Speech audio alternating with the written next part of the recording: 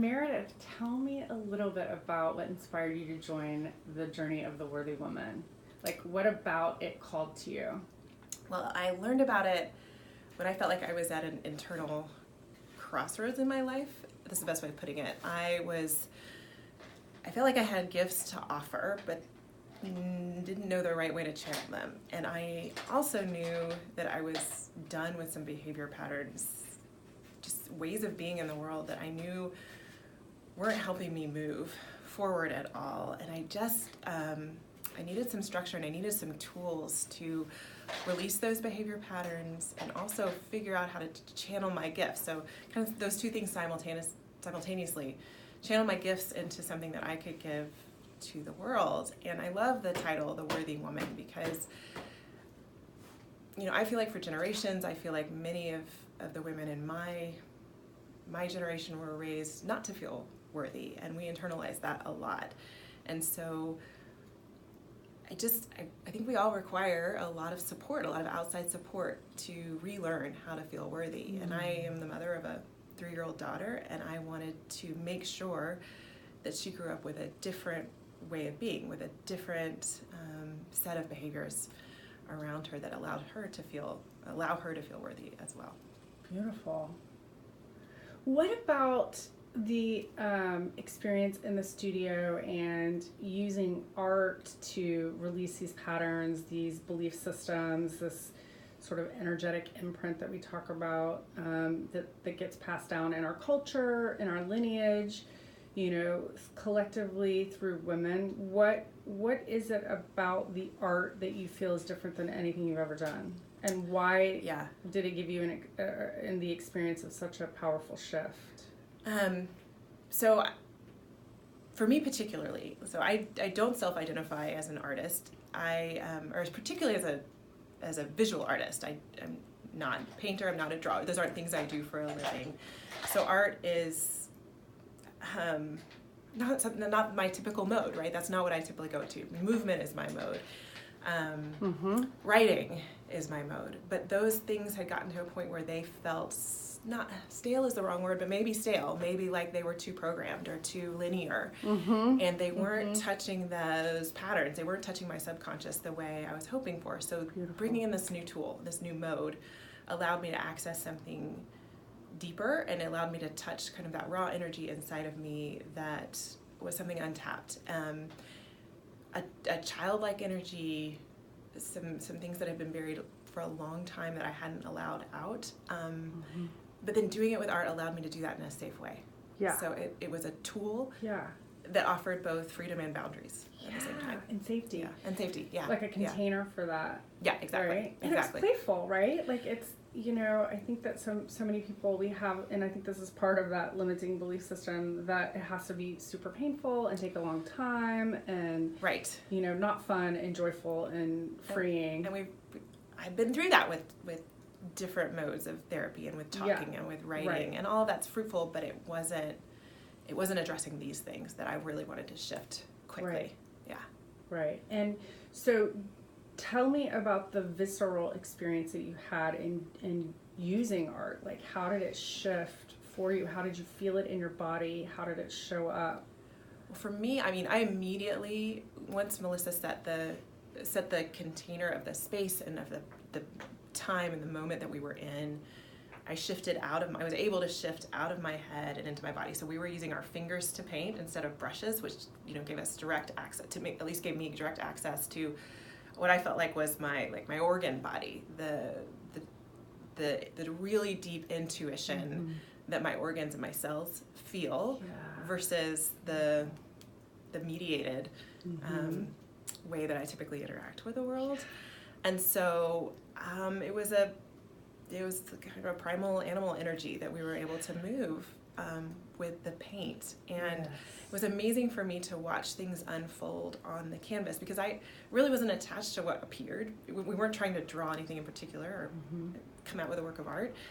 And then what appeared, and then as we began to talk about them, there was something that my body knew needed to show up, whether it was a color or a pattern or an emotion that came out, and it came out without words, and that was new to me. And then we had the experience of continuing the process by creating a ritual around burning those paintings, which again was something new to me, and letting go of those emotions and watching the flame, watching the paintings go up in flames, also freed up so much energy again in that deep spot in my body. Yeah, you really felt it cellularly. Yeah. Mm-hmm. It's so powerful. It's so hard to explain. It really is until you experience it, right? And I'm such a word person, and this really wasn't on the. Yeah. It wasn't about words. Yeah. It's very experiential. Yeah. Mm-hmm. Yeah. And coming out of it, I feel like I have a set of tools that I can use on my own now too. That I can pull this. And I teach kids, so I talk a lot about tools and patterns and steps, but that I know step by step what I can do when I have something that needs to shift in my body, how I can paint it, how I can then let go of it and free it, and then what I can replace it with, because I think that's really important. We can't just let something go, because if there's a void, all that same pattern and behavior will come back. Absolutely. And I love how intuitive Melissa is about helping us rewire and bring light into that void. Beautifully said. What else would you say, what else is it like to work with me? I think as a facilitator. Well, what I was maybe skeptical about coming in was, could we really accomplish all that I wanted to accomplish in a really short period of time with tools that seemed like kindergarten tools, right? Yeah. To be really frank about it. And I was able to let go, and Melissa set the stage so that we could all kind of let go of those preconceived notions. And yes, I mean, the answer was yes. And I think Melissa does a great job of again, it's hard to put into words, of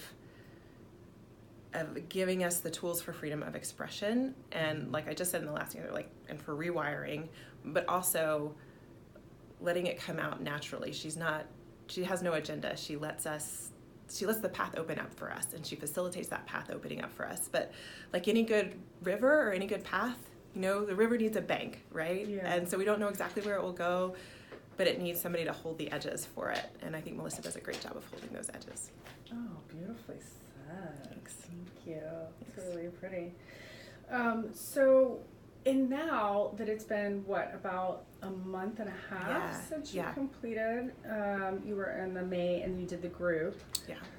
What was the benefit of doing the group for you versus doing it one-on-one, do you think? Well, first of all, I know that the other amazing women in the group were perfect fits for reflecting back to me what I was trying to communicate or what was trying to come out of my body. They could take a look at the work that I did or what the words that I was saying and frame it for me in a way that I hadn't thought of before and that I could hear, right? Yeah. And I think we were able to do that for each other. And something about watching other people have the same epiphanies and the same releases allowed me to be more free and allowed me to let go of the roadblocks I had, the mental roadblocks I had about perhaps being that open. Kind of like me too, we all, carry this, and we can all free ourselves too from it, and you're not alone. Not alone. Yeah. And I think whoever's watching this, you are not alone. Yeah. So what would you say to someone who is contemplating the journey of the worthy woman?